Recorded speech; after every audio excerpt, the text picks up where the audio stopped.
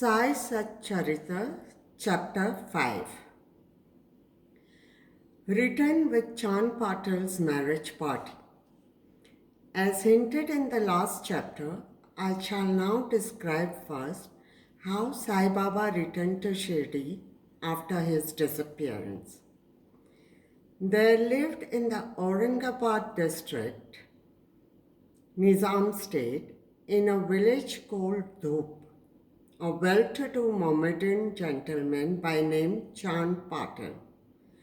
While he was making a trip to Aurangabad, he lost his mare. For 2 long months, he made a diligent search, but could get no trace of the lost mare. After being disappointed, he returned from Aurangabad with the saddle on his back. After traveling 4 course and a half, he came on the way to a mango tree under the foot of which sat a fakir. He had a cap on his head, wore kafni, and had a satka, short stick, under his arm. And he was preparing to smoke a chilim, pipe. On seeing Chand Patel pass by the way, he called out to him and asked him to have a smoke and to rest a little. The queer fellow or fakir asked him about the saddle. Chand Patel replied that it was of his mare, which was lost some time back. The fakir asked him to make a search in the Nala close by. He went, and the wonder of wonders, he found the mare there. He thought that this fakir was not an ordinary man, but a great saint. He returned to the fakir with the mare. The chilim was ready for being smoked, but 2 things were wanting. First, fire to light the pipe, and second, water to wet the chappi, piece of cloth through which smoke is drawn up. The fakir took his prong and thrust it forcibly into the ground, and out came a live ember, which he put on the pipe. Then he dashed the satka on the ground from where water began to ooze. The chappi was wetted with that water, then wrung out and wrapped round the pipe. Thus, everything being complete, the fakir smoked the chilim and then gave it also to Chand Patel. On seeing all this, Chand Patel was wonderstruck. He requested the fakir to come to his home and accept his hospitality. Next day, he went to Patel's house and stayed there for some time. Patel was a village officer of Dhoop. His wife's brother's son was to be married, and the bride was from Shirdi. So, Patel made preparations to start for Shirdi for the marriage. The fakir also accompanied the marriage party. The marriage went off without any hitch. The party returned to Dhoop, except the fakir, who stayed back in Shirdi and remained there forever. How the fakir got the name Sai? When the marriage party came to Shirdi, it alighted at the foot of a banyan tree in Bhagat Malsapati's field, near Khandoba's temple.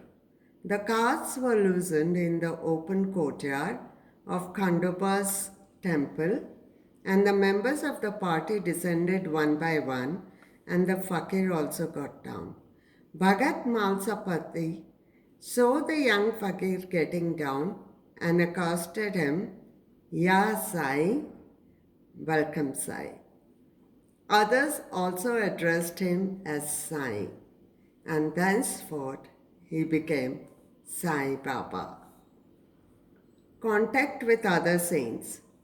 Sai Baba began to stay in a deserted masjid. One saint named Devidas was living in Shirdi for many years before Baba came there. Baba liked his company. He stayed with him in the Maruti temple, in the Chowdi, and sometime lived alone. Then came another saint by name Janki Das. Baba spent most of his time in talking with him, or Janki Das went to Baba's residence. So also one Vaishya householder saint from Puntambi by name Gangagir always frequented Shirdi. When he first saw Sai Baba carrying pitchers of water in both hands for watering the garden, he was amazed and said openly, "Blessed is Shirdi that it got this precious jewel." This man is carrying water today, but he is not an ordinary fellow, as this land, Shirdi, was fortunate and meritorious. It secured this jewel. So also one famous saint by name Anand Nath of Yevalamar, a disciple of Akkalkot Maharaj, came to Shirdi with some people. When he saw Sai Baba, he said openly, "This is precious diamond in reality. Though he looks like an ordinary man, he is not a ordinary stone, but a diamond. You will realize this in the near future." Saying this, he returned to Yevla. This was said while Sai Baba was a youngster. Baba's dress and daily routine. In his young days, Sai Baba grew hair on his head, never had his head shaved. He dressed like an athlete. When he went to Rata, 3 miles from Shirdi, he brought with him small plants of marigold, chai, and jui, and after cleaning, he planted and watered them. A devotee by name Vaman Tatya supplied him daily with 2 unpacked earthen pitchers. With this, Baba himself used to water the plants. He drew water from the well and carried the pitchers on his shoulders. In the evening, the pitchers were kept at the foot of the neem tree. As soon as they were placed there, they were broken as they were made of raw earth and not baked. Next day, Tatya supplied 2 fresh pitchers. This course went on for 3 years, and with Sai Baba's toil and effort, there grew a garden. On this site, at present, stands the big mansion, Samadhi Mandir of Baba, which is now frequented and used by so many devotees. The story of Padukas under the neem tree. A devotee of Akkalkot Maharaj by name Bhai Krishnaji Ali Bakkar worshipped the photo of Akkalkot Maharaj. He once thought of going to Akkalkot, Solapur district, take the darshan of the Padukas of the Maharaj and offer his sincere prayer there. But before he could go there, he got a vision in his dream. Akkalkot Maharaj appeared in the vision and said to him, "Now Shirdi is my resting place. Go there and offer your worship." So Bhai changed his plan and came to Shirdi, worshipped Baba, stayed there for 6 months and was happy. As a reminiscence of the vision, etc., he prepared the Padukas and installed them on an auspicious day of Shravan, Shaka 1834, 1912 AD. Under the neem tree, with due ceremonies and formalities conducted by Dada Kelkar and Upasani. One Dikshit Brahmin was appointed for worship, and the management was entrusted to devotee Sagun. Complete version of the story. Mr. B.V. Dev, retired Mamlatdar of Thana and a great devotee of Sai Baba, made inquiries about this matter with Sagun, Meru Naik and Govind Kamlakar Dikshit, and has published a full version of the Padukas in Sai Leela, Volume 11, Number 1, page 25. It runs as follows. In 1834 Shaka, 1912 AD, one Dr. Ram Rao Kothare of Mumbai came to Shirdi for Baba's darshan. His compounder and his friend Bhai Krishnaji Alibagkar accompanied him. The compounder and Bhai became intimate with Sagun, Meru Naik and G.K. Dikshit. While discussing things, these persons thought that there must be some memorial of Sai Baba's first advent at Shirdi and sitting under the holy neem tree. They thought of installing Baba's Padukas there and were going to make them of some rough stone. Then Bhai's friend, the compounder, suggested that if this matter was made known to his master, Dr. Ram Rao Kothare, he would prepare nice padukas for this purpose. All liked this proposal, and Dr. Kothare was informed of it. He came to Shirdi and drew a plan of the padukas. He went to Pasani Maharaj in Khandoba's temple and showed him his plan. The latter made many improvements, drew lotus, flowers, conch, disc, mace, etc., and suggested that the following shloka regarding neem tree's greatness and Baba's yogic powers be inscribed.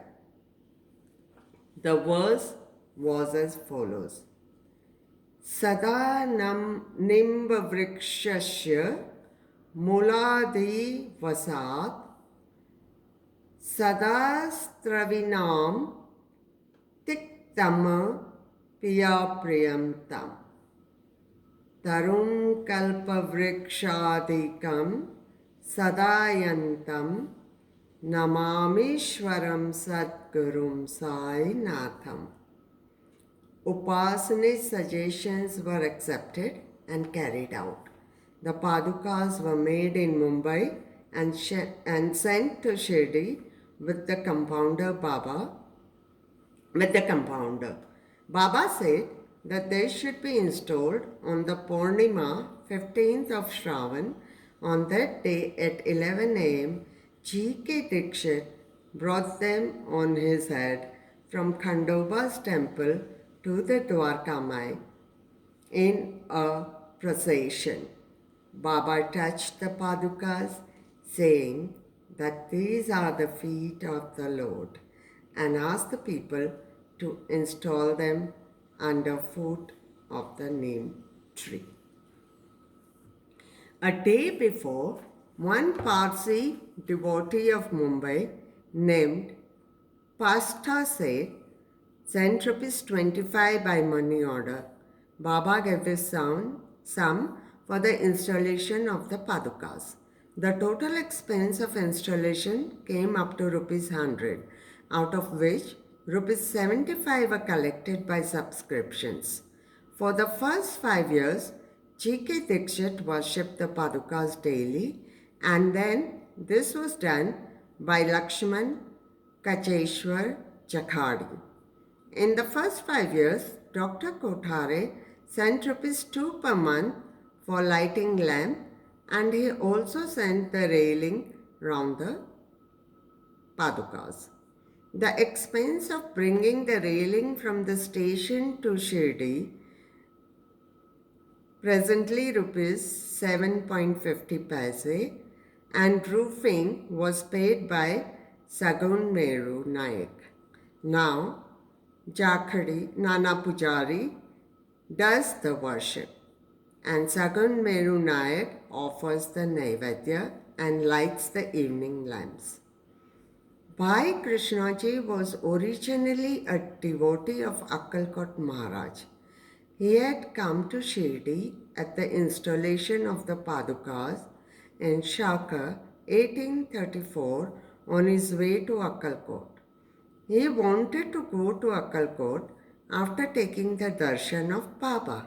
He asked Baba's permission for this. Baba said, "Oh, what is there in Akkalkot? Why do you go there? The Maharaj of that place is here, myself." Hearing this, Bhai did not go to Akkalkot. He came to Shirdi off and on after the installation of the Padukas. Mr. B.V. Dev concluded that Hemant Pant did not know these details. Had he known them, he would not have failed to depict them in his Sai Charita. Wrestling bout with Mohideen Tamboli and change in lifestyle.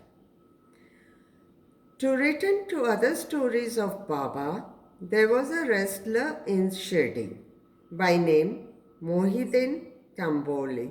Baba and he did not agree on some points, and both had a fight. In this, Baba was defeated. Thenceforth, Baba changed his dress and mode of living. He donned kafni, wore a langot, waistband, and covered his head with a piece of cloth. He took a piece of sackcloth for his bed and was content with wearing torn and worn out rags. He always said that poverty is better than kingship, far better than lordship. The Lord is always brother of the poor. Gangadhar was also very fond of wrestling. While he was once wrestling, a similar feeling of dispassion descended over him, and at the proper time he heard the voice of an adept saying that he should wear out his body, playing with God. So he too gave up samsara and turned towards God realization. He established a mutt on the banks of the river near Puntambe and lived there with his disciples. Sai Baba did not mix and speak with the people. He only gave answers when he was questioned. By day, he always sat under the neem tree, sometimes under the shade of a bubble tree near the stream at the outskirts of the village. In the afternoon, he used to walk at random and go at times to Nimgaon.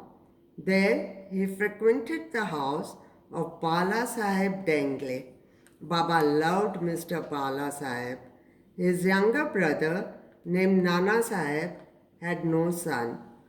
Though he married a second wife, Bala Sahib sent Nana Sahib for taking darshan of Sai Baba, and after some time, with his grace, Nana Sahib got a son. From that time onwards, people began to come in numbers to see Sai Baba, and his fame began to spread and reach Ahmednagar. From thence, Nana Sahib Chandorkar and Keshav Chidambar and many others began to come back to Shirdi. Baba was surrounded by his devotees during day and slept at night in an old and dilapidated masjid. Baba's paraphernalia at this time consisted of a chilam, tobacco, a tambrel, tin pot, long kafni, a piece of cloth round his head, and a satka, which he always kept with him. The piece of white cloth on the head was twisted like matted hair and flowed down from the left ear on the back. This was not washed for weeks. He wore no shoes, no sandals. A piece of sackcloth was his seat for most of the day. He wore waistcloth band, and for warding off cold, he always sat in front of a dhuni, sacred fire, facing south, with his left hand resting on the wooden railing. In that dhuni, he offered an oblation of egoism, desires, and always uttered, Allah Malik, God is the sole owner. The masjid in which he sat was only of 2-room dimensions, where all devotees came and saw him. After 1912, there was a change. The old masjid was repaired and a pavement was constructed. Before Baba came to live in this masjid, he lived for a long time in a place, Takya, where with ghungaroos tied on his ankles, Baba danced beautifully and sang with tender love, turning water into oil. Sai Baba was very fond of lights. He used to borrow oil from shopkeepers and keep lamps burning the whole night in the masjid and temple. This went on for some time. The banyas who supplied oil once met together and decided not to give him oil.